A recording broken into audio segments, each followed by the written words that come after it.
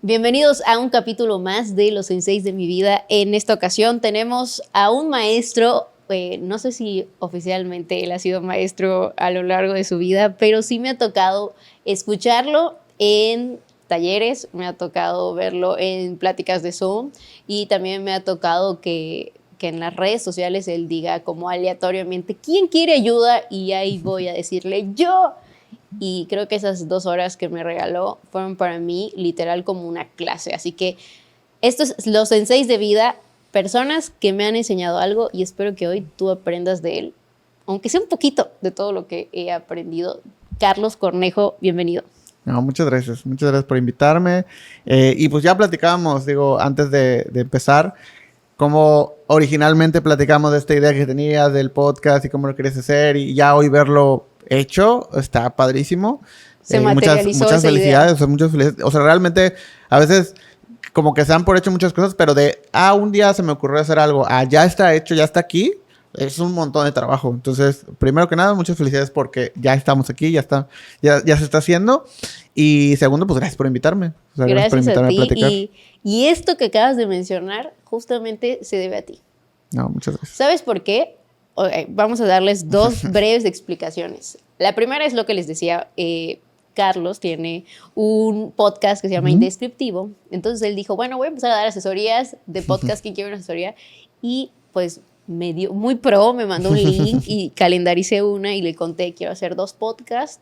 Uno es sobre astrología, ahí les estamos dando un spoiler alert, y el otro es sobre Los Senseis de mi vida, y me dijo, sí, me gusta todo, pero tiempo atrás, mucho antes, Carlos presentó un audiolibro, el de No compitas, ¿cómo era? No compitas, haz compitas.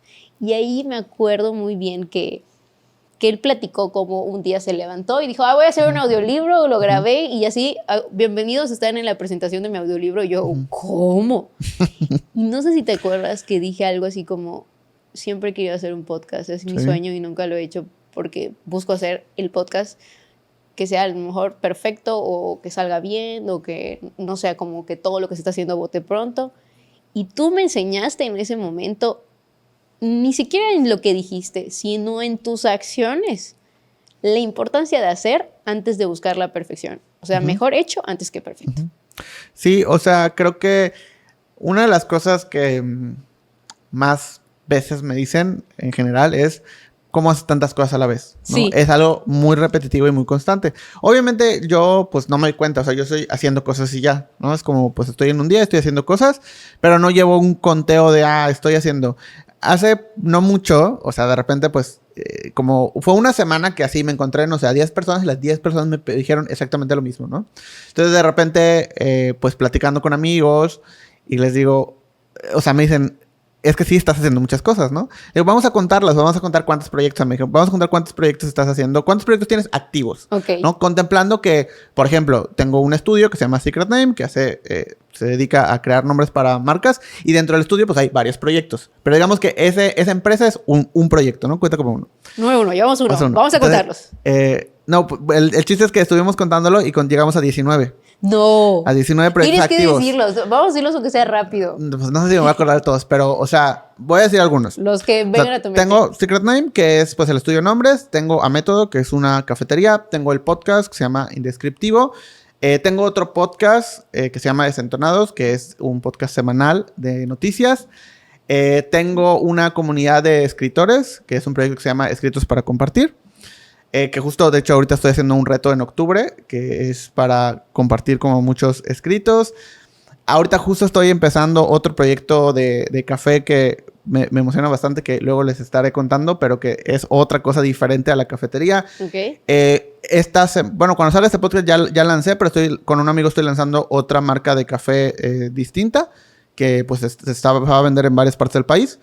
Que ya, o sea, para cuando estamos grabando esto, va a salir la siguiente semana, ¿no? Pero pues cuando salga este episodio, pues seguramente ya está. Existió esa marca. Soy creador en diferentes plataformas como Doméstica. Tengo uno de mis talleres. También tengo mi audiolibro en Vic y estoy desarrollando pues un par de audiolibros más. Estoy escribiendo un libro que casi termino, pero todavía le falta un par de cosas. Ya ni siquiera sé cuántos llevo, pero Llevamos Bueno, como 9. pero o pues algo es más así. o menos. O sea, más o ¿Y a menos qué conclusión llegaste después de todo esto con tus que... amigos? O sea, sí estoy haciendo muchas cosas, pero que creo que no lo veo a veces como un... Creo que lo que más me cuesta cuando alguien me pregunta a qué te dedicas es decir, ok, pues no sé. O sea, a A muchas todo. cosas, ¿no? Y lo veo de repente cuando quiero cambiar mi biografía de Instagram, Ujú. que es como, pues ya no cabe. O sea, pero tengo que poner todo, no quiero poner todo, que sí quiero poner, y la cambio cada semana. O sea, porque es como, no, ahora quiero darle como más prioridad. Y no tanto porque la gente vea qué estoy haciendo, sino porque siento que cuando veo mi biografía de Instagram, como que ahí yo voy diciendo que le estoy poniendo más prioridad en ese momento, ¿no? Es como que para mí un En lo panorama que quieres impulsar. de que quiero impulsar en ese momento, incluso inconscientemente. Entonces, a veces es ahí donde me doy cuenta que sí y que no. Eh, pero, pues, creo que lo veo más que nada como un día digo, me gustaría hacer tal cosa y pues, ¿por qué no? O sea, un día dije, quiero hacer un audiolibro y pues, ¿por qué no? ¿Cómo se hace? Pues investigar, estudiar, practicar y empezar a hacerlo y pues lanzarlo con los recursos que tenga. O sea, ese primer audiolibro yo lo escribí, yo lo produje, yo lo grabé. O sea, y al final así fue cuando empieza Secret Name. Todo el tema del naming y eso, pues no existía una industria y a mí me tocó formar esa industria y hoy hay más estudios, hay más gente donde pues la gran mayoría tuve la oportunidad de pues formarlos yo, de hacer que se acercaran conmigo, que tuvieron como que ese mismo sueño que yo tuve en algún momento y pues yo tratar de ayudarlos para que crearan sus propios estudios. Pero lo empecé como pues pude, ¿no? El podcast lo empecé con mi celular y pues me compré un micrófono que costaba como 500 pesos. Ok. Nunca me había grabado, nunca había grabado a micrófono, nunca había grabado a cámara. Estaba yo solo y puse mi celular en un tripié, me compré un aro de luz, agarré un micrófono y me puse a hablar. Y así empecé el podcast. O sea, y como que cada proyecto que he hecho lo he empezado de quiero hacer esto y lo voy a empezar hoy o mañana o pasado mañana, pero algo tengo que hacer en esos 3 días y empieza a tomar forma.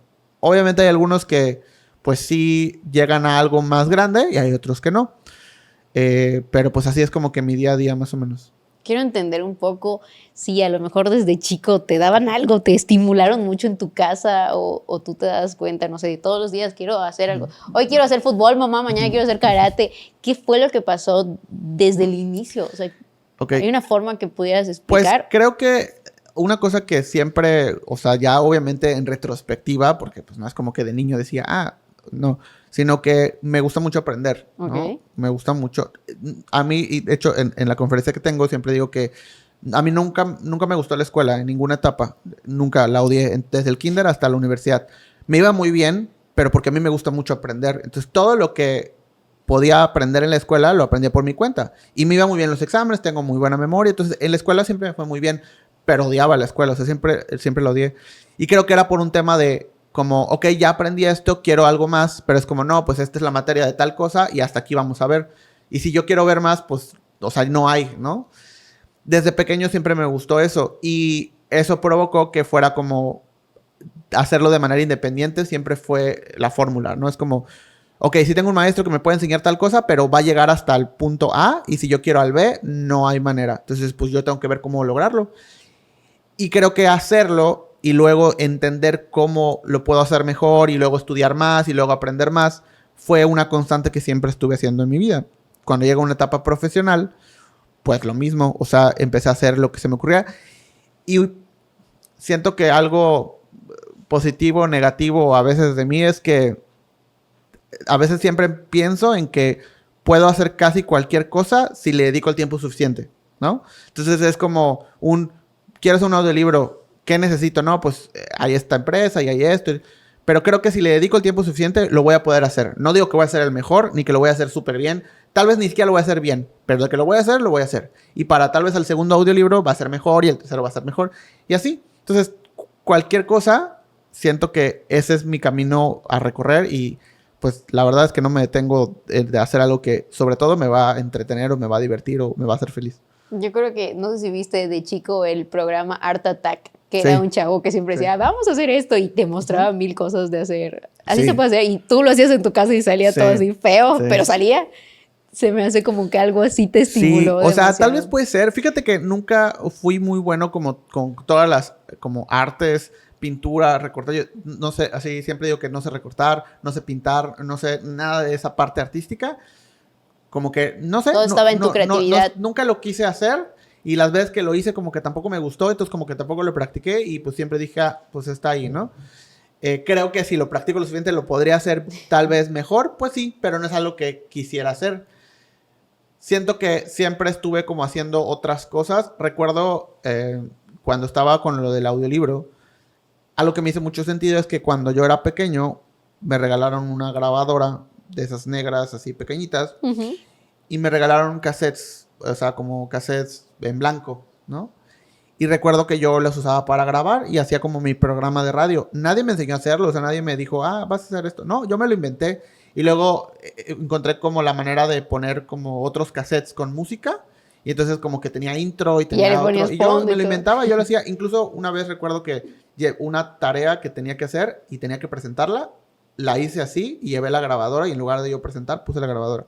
Wow. Y entonces fue como que... Y estaba yo en la primaria. O sea, como que ese tipo de cosas siempre me llamaron mucho la atención. Y por eso tu audiolibro es un cassette. Cassette. Sí. Qué padre. Sí.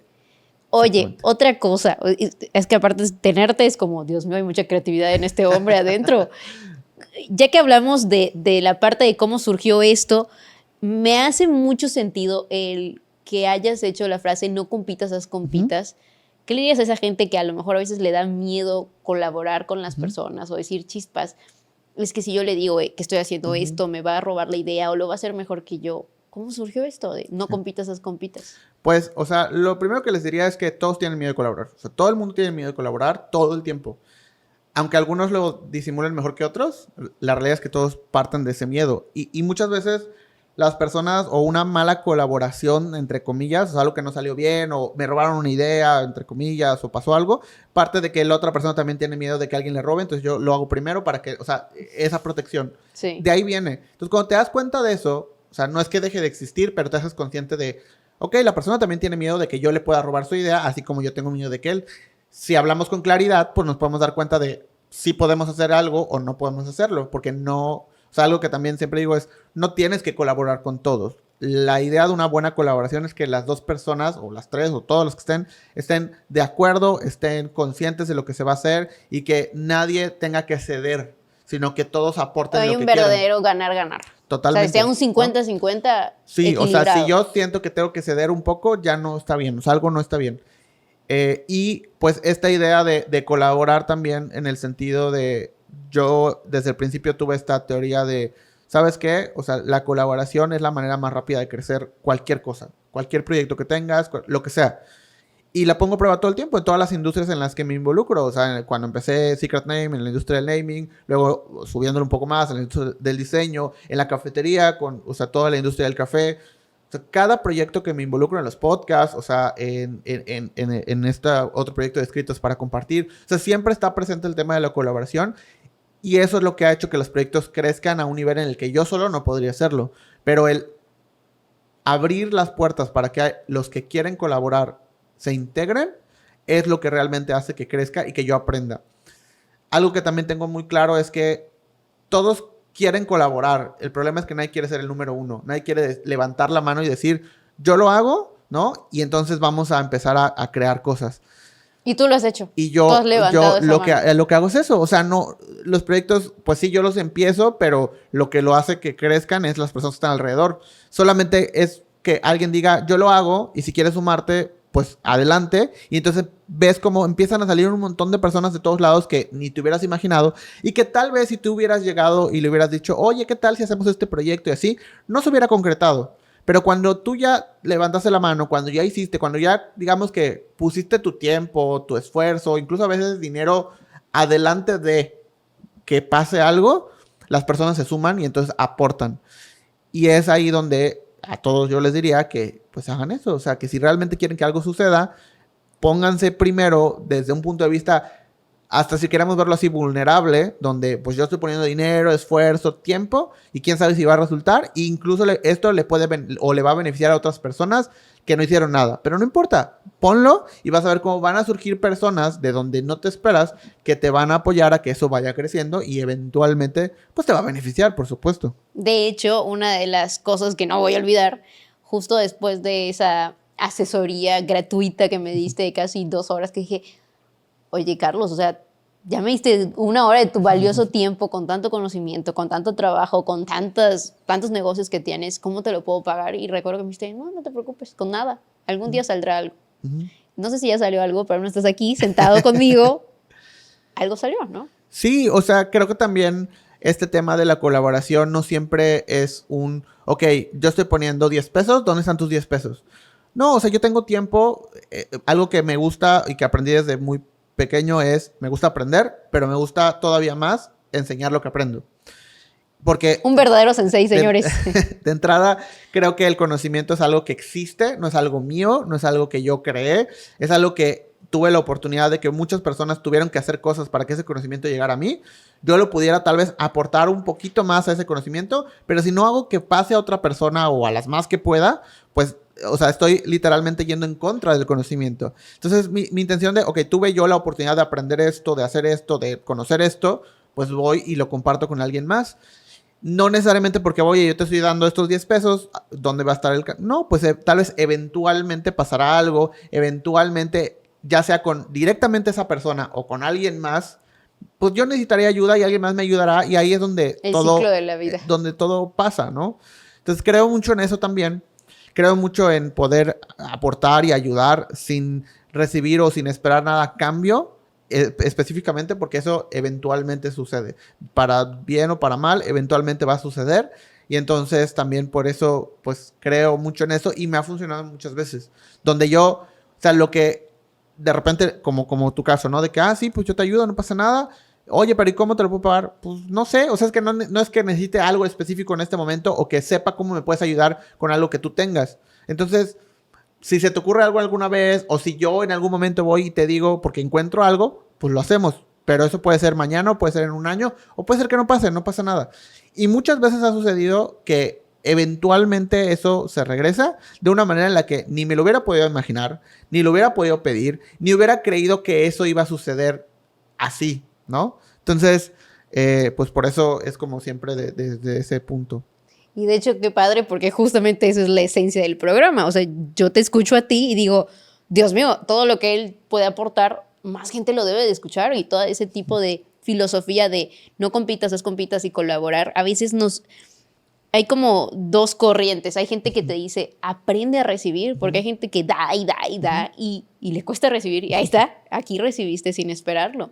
Y también hay gente que le cuesta dar por ese miedo a qué me van a quitar o qué me van a hacer, qué me van a lastimar. Entonces yo creo que aquí sí haríamos un paréntesis para que la gente se dé permiso a ambas cosas, a dar y recibir. Al final de cuentas, somos humanos y esta parte, esta conexión, hay un ciclo en la vida, hay un karma, hay algo que se te va a regresar como menos lo esperes, pero que tendrá un sentido. Sí, que además, o sea, si tienes como la fortuna de tener un trabajo, de hacer lo que te gusta, por ejemplo, yo hace poco, pues tuve la oportunidad de que me invitaran a participar y asistir al Festival Mexicano del Podcast. Y un evento muy grande, un evento que, o sea, no es como que pueda ir cualquier persona y que además me invitaron a ir gratis. O sea, y tuve la fortuna de conocer a las personas correctas que me invitaron a ir. Entonces yo pude ir, viajé, fue en Monterrey, estuve. Y yo sé que todo eso que aprendí porque estuve con gente de YouTube, de Spotify, de Amazon, o sea, de Sonoro, de todos los que hacen podcast y la gente que está manejando el contenido y las pautas y los que están haciendo contenido, estuvieron ahí y los tuve así como a esta distancia y pude platicar con todos ellos. Yo sé que yo tuve la fortuna de poder estar ahí.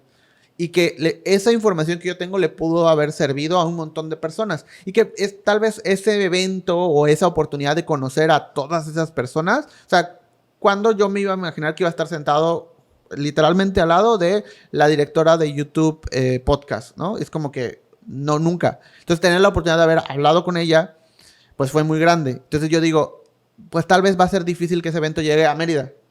pero ¿qué puedo hacer? Pues regreso a Mérida y todo lo que aprendí lo hago en una clase y lo enseño gratis a todos los que quieran. Y así hice el podcast como emprendimiento y ya la hice en dos ocasiones. La primera fue, bueno, yo tengo un espacio, tengo una cafetería, lo puedo hacer aquí, lo puedo hacer gratis, no le tengo que preguntar a nadie, no tengo que hacer nada. Ok, los que quieran, aquí regístrense, cabemos tantas personas, pues regístrense. Se llenó, estuvimos ahí, a raíz de eso me buscan para ir a hacer una colaboración con otro lugar, con un cowork, y fue como, oye, ¿puedes dar esta plática acá para más personas? Pues sí, y entonces voy y lo mismo, y todo gratis, y hasta cierto punto, digamos, a mí me cuesta porque pues yo rento, para el primero pues rento sillas, rento mesas, rento equipo, micrófonos, y me cuesta. Y tienes a tu staff tomando fotos, y además, haciendo. O sea, digamos, me cuesta un poco, pero yo tuve la fortuna de que alguien dijo, te invito, ven, ¿no? Haz esto. Y te dio exposición. Y me dio exposición y me dio la oportunidad de conocer a un montón de personas. Pues qué mejor que yo pueda hacer eso mismo a una escala tal vez menor, pero pues en una ciudad donde tal vez ese evento todavía no sea el momento en el que llegue, o pues sea el encargado de ver cómo podemos hacer que eso suceda. Cuando hago estas oigan, quieren hacer, quién está haciendo podcast o quién quiere hacer podcast, pues les voy a determinar 1 hora al día durante 2 semanas y voy a ver cuántas personas pueden. Al final terminé hablando con 15 o 16 personas diferentes de podcast. Okay. Muchos ya hoy tienen sus podcasts, hoy ya tienen sus episodios arriba y pues para mí está muy bonito, está muy padre. Que por lo menos, o sea, yo no les hice el podcast y estuve ahí, pero fue, aunque sea esas palabras que necesitaban para empezarlo. Pusiste una semillita. Y eso está padre. Y eso es como algo que también a mí me da esa satisfacción de decir, ok, pude hacer que ese podcast exista, que esa persona esté haciendo algo que le gusta y que a dónde le lleve, pues quién sabe, pero por lo menos tal vez es más feliz haciéndolo. Carlos, seguramente ahorita nos están escuchando y la primera persona que quiere hacer un podcast dice, ajá, pero dame un tip ¿qué le recomendarías a alguien que quiera hacer un podcast? El básico de, bueno, haz esto y esto, o no vais a hacer esto. Sí. Después de toda la experiencia que ya tuviste en ese evento. Yo lo que les diría es, uno, empiecen con lo que tengan. O sea, empiecen con su celular, con un micrófono. Si tienen, es más, si tienen un micrófono de cable, o sea, empiecenlo así.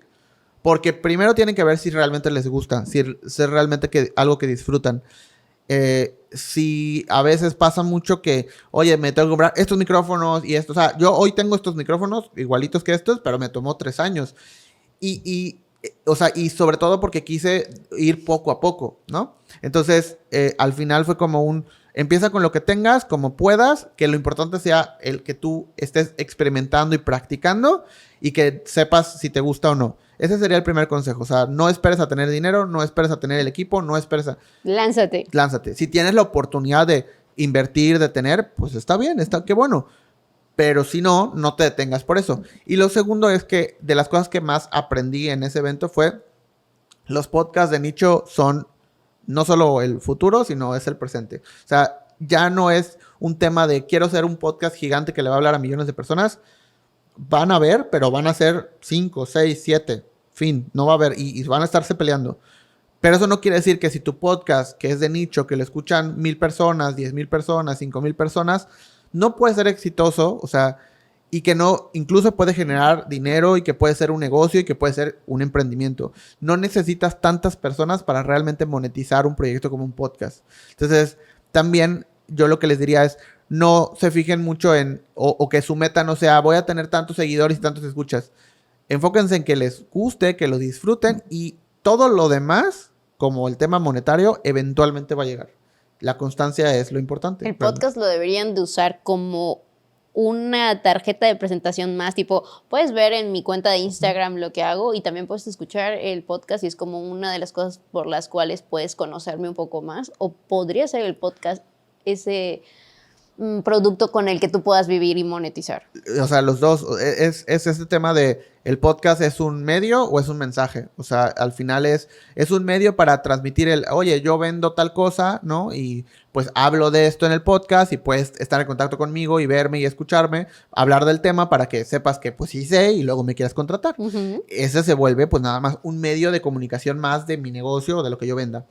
Y es muy bueno, o sea, de hecho, justo en el evento había una chica que decía, es que mi podcast es sobre aviones, ¿no? Y entonces, pues mi nicho es muy pequeño. Y lo que le decían es que, pues sí es muy pequeño, pero ¿cuántas personas te escuchan? No, pues como 2,000.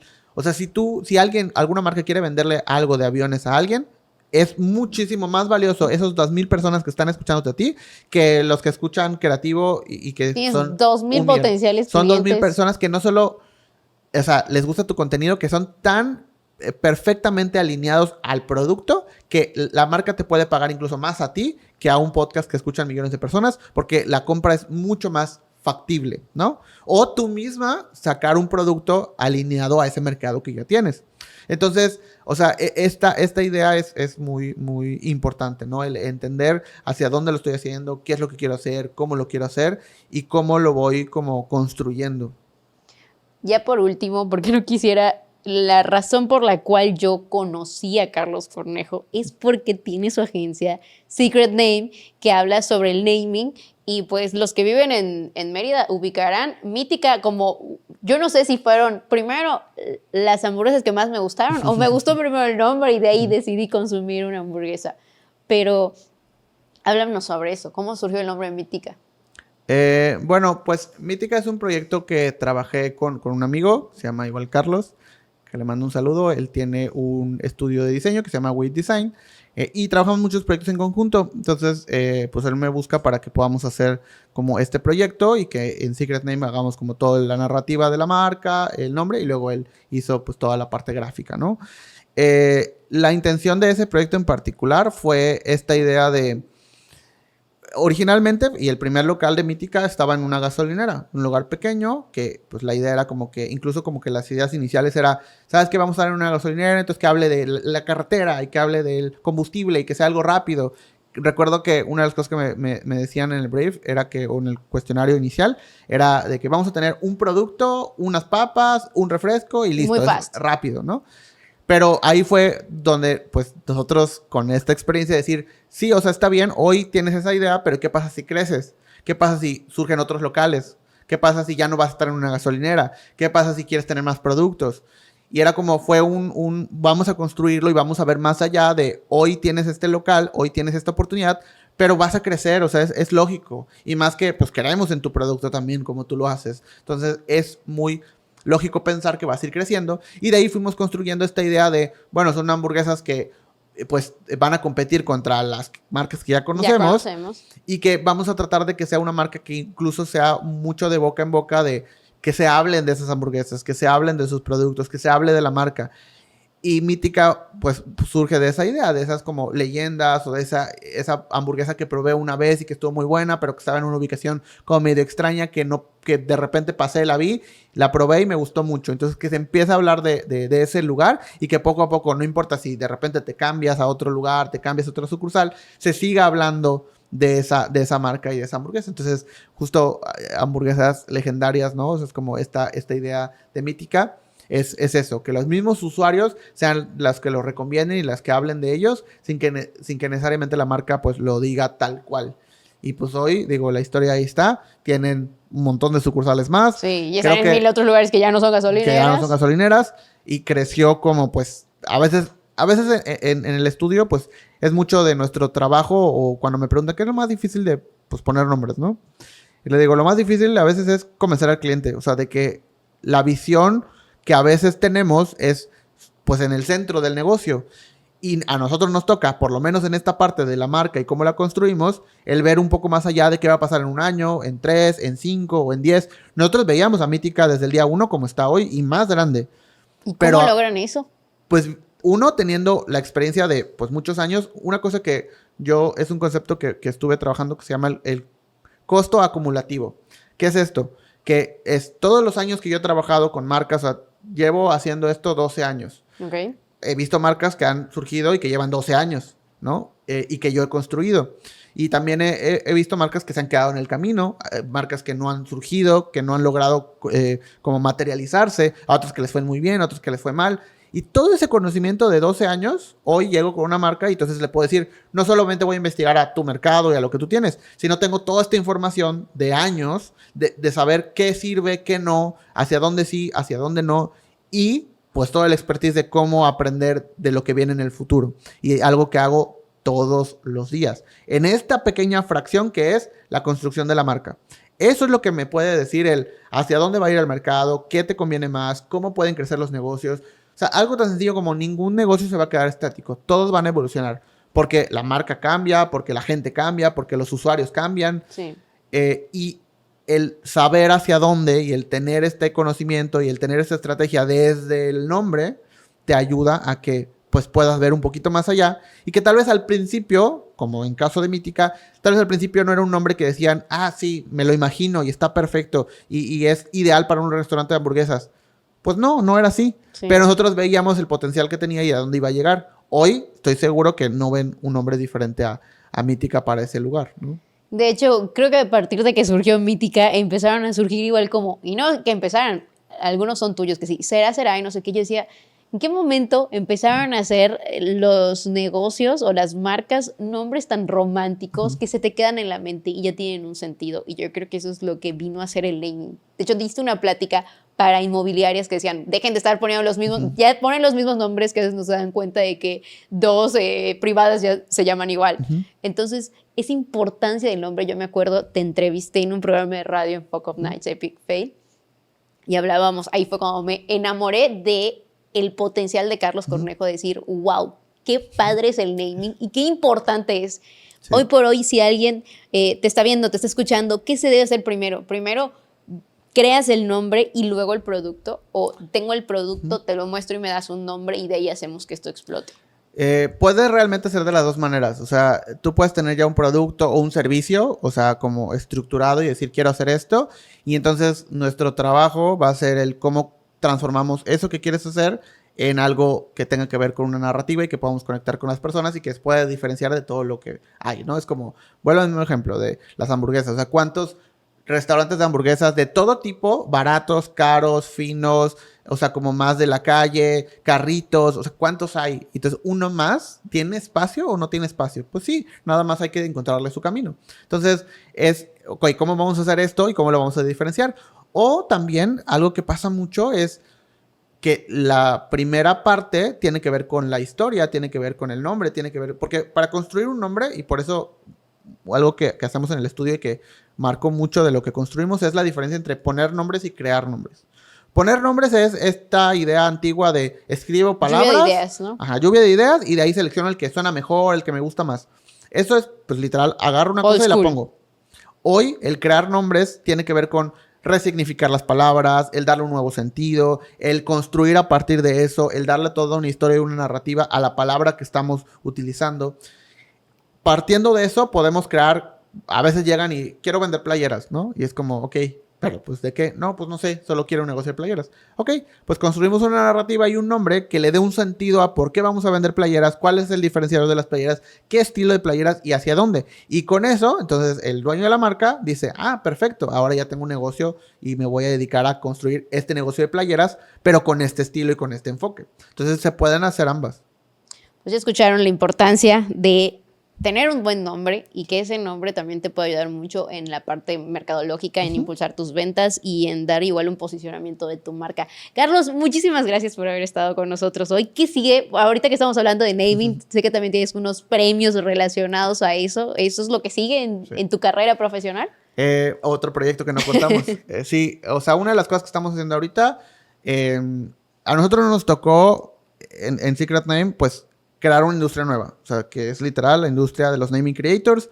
No existía. No existía. Cuando yo empecé, no había. Había gente que hacía nombres, por supuesto. Y justo la que me maquilló hoy me dijo, mi novio es namer, o sea, hace nombre. Yo, ay, qué padre de conocer a Carlos. Entonces, quiere decir que surgió de esta camada después de Secret Name. Antes había gente que hacía nombres, por supuesto, y antes que yo, por supuesto, pero no había una industria como tal donde se dedicaran únicamente a eso, donde hubiera empresas dedicadas a eso, por lo menos no en México y en Latinoamérica. Entonces, nos tocó hacer mucho eso, aprendiendo, enseñando, mostrando, contando, creando como estos perfiles. A mí hubo un punto en el que me buscaban en empresas, o me siguen buscando en empresas como, ok, quiero un puesto de naming creator, ¿cuánto le pagas? ¿Qué perfil tiene? ¿Cómo? Ayúdame a contratar a la gente, o sea, elígelos, ¿no? Entonces, esta parte, y hoy, ya después de varios años, pues nos dimos cuenta que una de las cosas que faltan es pues esta idea de pues reconocer el trabajo de todas esas personas a través de pues los Darles premios. Visibilidad. O sea, los premios en cualquier industria representan el crecimiento, representan el poder saber que estoy yendo bien, poder tener una evolución, poder cobrar más caro mi trabajo. O sea, eso es parte de lo que estamos construyendo. Y la categoría de naming en los premios que existen a nivel mundial pues siempre ha estado muy abandonada, sino que casi prácticamente inexistente, ¿no? De hecho, nosotros nos metimos en el concurso de naming más importante del mundo, lo ganamos, pero no estaba, o sea, no estaba bien estructurado, o sea, no era calificado ni siquiera por profesionales en esto. Entonces había muchas cosas que fue cuando dijimos, ¿sabes qué? No, pues tiene que haber algo y pues otra vez, si no hay, pues lo vamos a hacer. Y lo fuimos construyendo y este año estamos todavía con la convocatoria abierta para poder registrar sus proyectos de naming. Cualquiera que nos esté escuchando, si se dedica a esto, pues puede meter sus nombres o sus proyectos a estos primeros premios, el primer año, el año 1, que se llaman los premios BLA de Naming para Latinoamérica. ¡Bravo! Hoy tuvimos a un súper maestro y la verdad no quisiera yo encasillarte en decir que tu mantra es no compitas, haz compitas, porque es como tu frase legendaria. Pero ¿cuál dirías tú que es tu frase o tu mantra? Ay, es que es difícil porque sí, o sea, sí representa mucho. O sea, para cuando la frase, cuando creé la frase, o sea, es una filosofía que yo ya tenía desde hace muchos años, solo no había tenido como un título tal cual o una manera de comercializarlo de esa manera, ¿no? Y surgió de una manera como muy fortuita también. Pero creo que sí representa mucho de lo que hago, pero también creo que otra que está ahí como que en el inter es esta idea de aprender para compartir. O sea, es algo que rige todo lo que hago. Aprender para compartir. Me gusta mucho aprender, pero me gusta más compartir ese aprendizaje. Entonces, algo que rige mucho mi vida y lo que hago profesionalmente, personalmente y en todos los sentidos es llenarme de conocimiento para luego poderlo dárselo a alguien más. O sea, que pueda acceder a ese conocimiento también. Muchísimas gracias, Carlos, por habernos por acompañado, por ayudarme a que este proyecto sea una realidad. Espero que hayan disfrutado este episodio con nuestro sensei Carlos Cornejo. Síganlo en sus redes sociales. Vamos a poner ahí todos tus 20,000 negocios que tienes. Veré cómo los etiquetamos o cómo los ponemos. Pero me gustaría decirle a la gente que nos escucha, que nos ve o como sea, espero que hayan disfrutado este capítulo, que hayan aprendido mucho de este hombre, porque la esencia y la razón de ser, a veces he visto imágenes que dicen, tu primer podcast va a ser malo. Este es mi primer podcast. Y dije, bueno, a lo mejor va a ser malo. Pero si cumple ese objetivo de que aprendan lo que yo he aprendido de ustedes, o al menos un poco de lo que he aprendido de ustedes, que me motivó a llegar aquí, habremos hecho la tarea. Sí, así totalmente. Que muchas gracias, Carlos. No, a ti por invitarme. Gracias y gracias a ti por escucharnos o por vernos. Comparte mucho este canal para que lleguemos a más personas y que aprendan de estos senseis de mi vida. Adiós.